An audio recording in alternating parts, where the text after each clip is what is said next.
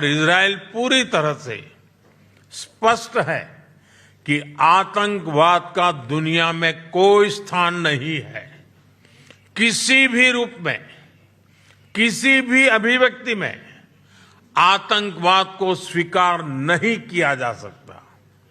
हम कंधे से कंधा मिलाकर आतंकवाद और उनके समर्थकों का विरोध करते रहे हैं और आगे भी करते रहेंगे।